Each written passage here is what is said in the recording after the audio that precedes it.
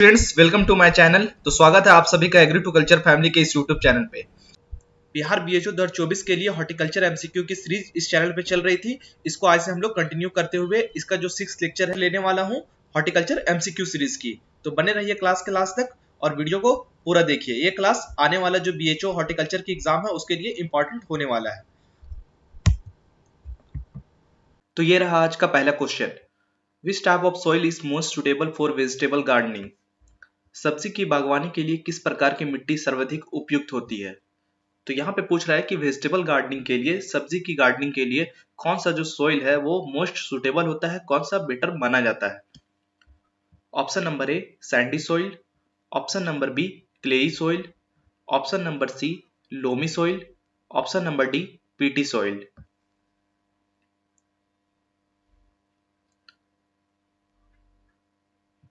तो इसका जो सही आंसर है वो है option number C loamy soil. Loamy soil with its balanced mixture of sand, silt and clay provides good drainage and nutrient retention, making it ideal for vegetable gardening। जो loamy soil होते हैं ये एक balance mixture होता है sand का, silt का और क्ले का, जो प्रोवाइड करता है good drainage and nutrient retention capacity को, जो वेजिटेबल गार्डनिंग के लिए इस सोइल को मोस्ट सुटेबल बनाता है। तो इसका सही आंसर है ऑप्शन नंबर जो सी है लोमी सोइल। नेक्स्ट है what is the main purpose of pruning fruit trees? तो फलों के पेड़ों की छटाई का मुख्य उद्देश्य क्या है? तो जितने भी हॉर्टिकल्चर क्रॉप्स होते हैं उनमें प्रूनिंग प्रोसेस किया जाता है। तो इसका जो मेन पर्पस क्या होता है? Option number A to increase leaf size, option number B to improve fruit quality and yield, option number C to reduce water uptake, option number D to enhance root growth।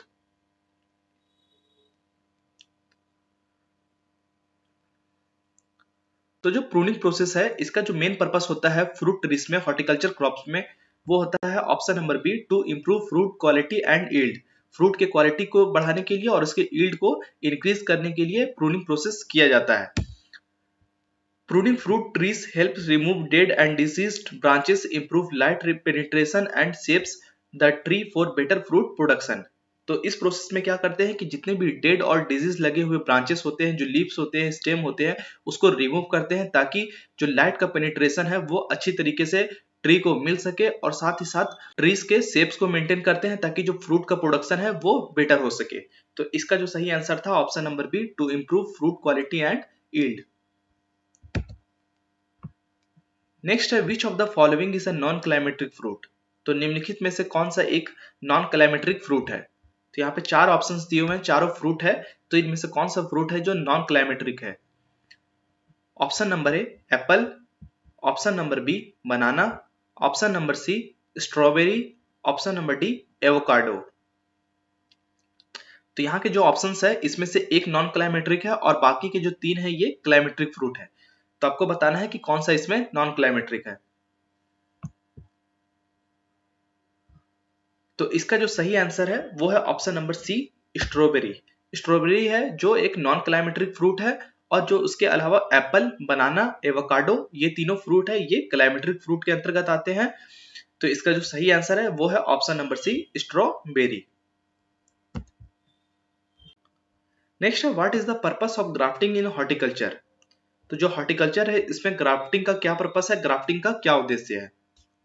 तो I hope आप सभी ने grafting word को सुना होगा। तो आपको बताना है कि इसका क्या पर्पस है।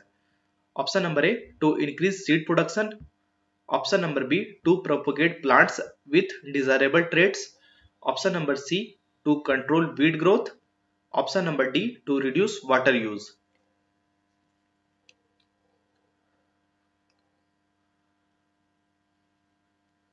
तो जो ग्राफ्टिंग है ये प्लांट्स को प्रोपोगेट करने का मेथड है। ये एक प्रोपोगेशन मेथड है जो कि फ्रूट क्रॉप्स में किया जाता है या फिर जो भी हॉर्टिकल्चरल क्रॉप्स है उसमें ये अपनाया जाता है। तो इसका जो सही आंसर है वो है option number B to propagate plants with desirable traits. किसी भी डिजायरेबल ट्रेट्स को पाने के लिए, उसकी क्वालिटी को मेंटेन करने के लिए, चाहे एक जैसा प्लांट को प्राप्त करने के लिए प्रोपोगेशन मेथड का यूज किया जाता है। तो जो ग्राफ्टिंग है ये प्रोपोगेशन मेथड है। Grafting involves joining two plants together so they grow as one, allowing for the propagation of plants with desirable traits like disease resistance और superior fruit quality. Disease resistance quality को पाने के लिए चाहे superior fruit को पाने के लिए हम लोग ग्राफ्टिंग मेथड का यूज करते हैं। इस पे टू प्लांट्स को ज्वाइंट करने का प्रोसेस किया जाता है और ये एक प्रोपगेशन मेथड है, आप इसको याद रखेंगे। नेक्स्ट है the author of the book rose in India. तो जो रोज इन इंडिया किताब है, रोज इन इंडिया बुक है, इसके ऑथर कौन है, इसके लेखक कौन है? तो इसका ऑप्शन है, option number A doctor BP Pal, option number B Pandit Jawaharlal Nehru, option number C Mangala Rai, option number D GS Randhawa. तो रोज इन इंडिया जो बुक है, इसके जो लेखक है वो है ऑप्शन नंबर ए BP Paul. Doctor BP Paul जो है ये इसका सही आंसर हो जाएगा। ये रोज इन इंडिया बुक के लेखक है, इसके ऑथर है। नेक्स्ट है which of the following fruit is botanically classified as a drupe. तो निम्नलिखित में से किस फल को वानस्पतिक रूप से ड्रूप के रूप में वर्गीकृत किया गया है? तो कौन सा ऐसा फ्रूट है जिसका फ्रूट जो टाइप होता है वो ड्रूप होता है? तो यहाँ पर जो क्वेश्चन है मैं उसको हिंदी और इंग्लिश दोनों में लाने का प्रयास किया हुआ हूँ, लेकिन जो चीजें इंग्लिश में है मैं उसको हिंदी में बताने का प्रयास कर रहा हूँ। तो आई होप आप इसको समझेंगे। Option number A apple, option number B banana, option number C plum, option number D strawberry.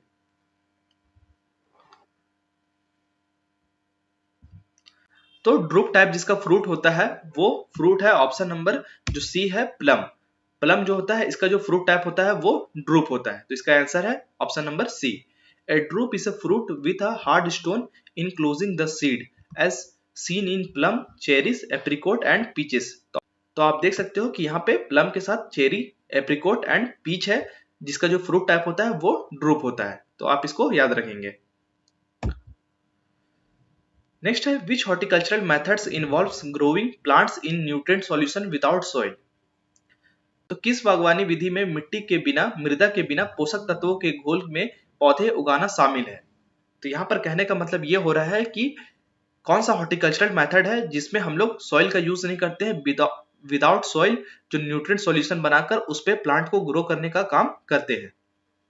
Option number A hydroponics, option number B aquaponics, option number C aeroponics, option number D agroforestry.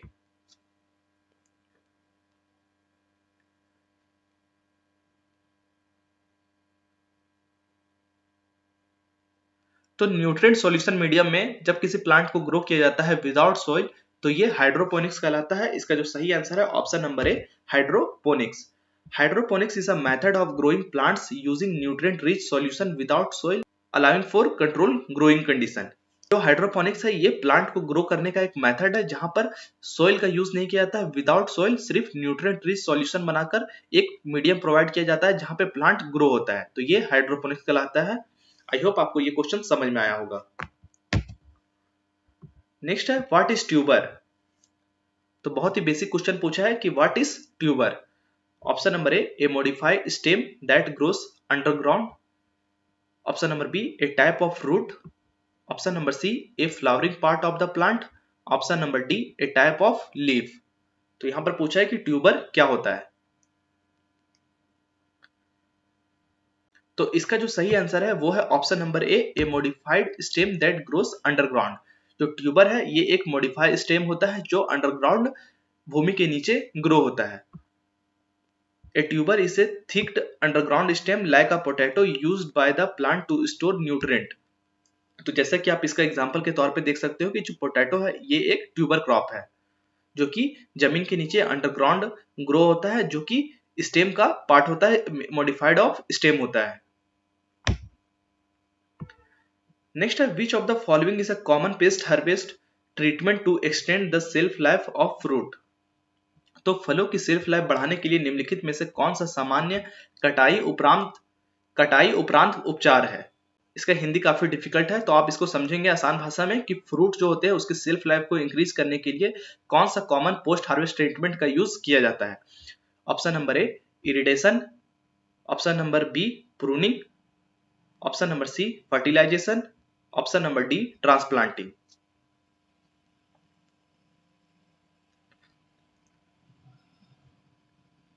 तो common post harvest treatment जो fruits के shelf life को increase करने के लिए किया जाता है, उसको एक्सटेंड करने के लिए यूज में लाया जाता है, वो इरिडेशन कहलाता है। इसका सही आंसर है option number A. Irradiation is a post harvest treatment that uses ionising radiation to reduce spoilage and extend the shelf life of fruit and vegetable. तो इरिडेशन जो है वो एक पोस्ट हार्वेस्ट ट्रीटमेंट की एक मेथड है जिसमें आयोनाइजिंग रेडिएशन का यूज किया जाता है स्पॉइलेज को रिड्यूस करने के लिए और फ्रूट के शेल्फ लाइफ को और फ्रूट एंड वेजिटेबल के शेल्फ लाइफ को इंक्रीज करने के लिए। तो इसका जो सही आंसर है option number A, irradiation. Next है which of the following crop is typically grown using the hydroponic system. तो हमने पिछले क्वेश्चन में देखा कि हाइड्रोपोनिक सिस्टम होता क्या है, तो यहाँ पर पूछ रहा है कि किस तरह के क्रॉप को, कौन से क्रॉप को हम लोग, कौन से प्लांट को हाइड्रोपोनिक सिस्टम में ग्रो करते हैं। निम्नलिखित में से कौन सी फसल आमतौर पर हाइड्रोपोनिक प्रणाली का उपयोग करके उगाई जाती है। Option number A wheat, option number B lettuce, option number C rice, option number D cotton. तो मेनली हाइड्रोपोनिक्स में हम लोग हॉर्टिकल्चरल क्रॉप को, फ्रूट एंड वेजिटेबल्स को ही ग्रो करते हैं। तो यहाँ पर आप देख सकते हो कि जो ऑप्शन नंबर बी है वो इसका सही आंसर हो जाएगा, जो लेट्यूस है वो इसका सही आंसर हो जाएगा। Hydroponics is a method of growing plants without soil commonly used for crop like lettuce, tomato and cucumber. तो यहाँ पर टोमेटो, कुकुम्बर और लेट्यूस जैसे क्रॉप को हाइड्रोपोनिक सिस्टम में उगाया जाता है। Next, what is the botanical name for the tomato plant. तो जो टमाटर है, टोमेटो, इसका वनस्पतिक नाम क्या है, इसका बोटानिकल नेम क्या है। Option number A Solanum melongena, option number B Solanum tuberosum, option number C Lycopersicon esculentum, option number D Capsicum annuum. तो ये भी बहुत बेसिक क्वेश्चन है, आई होप आपको इसका आंसर पता होगा। इसका जो सही आंसर है वो है ऑप्शन नंबर सी लाइकोपर्सिकन स्कुलेंटम। जो टोमेटो है उसका बोटानिकल नेम होता है लाइकोपर्सिकन स्कुलेंटम। नेक्स्ट है which of the following is a major pest of the brinjal eggplant crop. तो ब्रिंजल है जिसको एग प्लांट के नाम से भी जानते हैं, तो यहाँ पर पूछ रहा है इसका मेजर पेस्ट कौन सा है। निम्नलिखित में से कौन सा बैंगन की फसल की एक प्रमुख कीट है। Option number A diamondback moth, option number B fruit fly, option number C brinjal shoot and fruit borer, option number D white fly.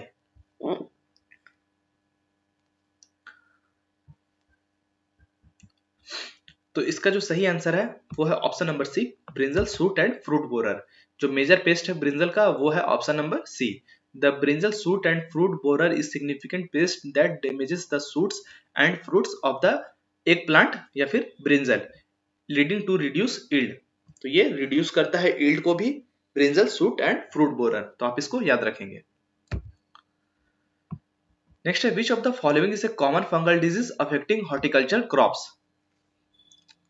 तो कौन सा कॉमन फंगल डिजीज है जो हॉर्टिकल्चरल क्रॉप को अफेक्ट करता है, मोस्टली देखा जाता है। निम्नलिखित में से कौन सा बागवानी फसल को प्रभावित करने वाला एक सामान्य कवक रोग है। Option number A powdery mildew, option number B mosaic virus, option number C root knot nematode, option number D aphid infestation.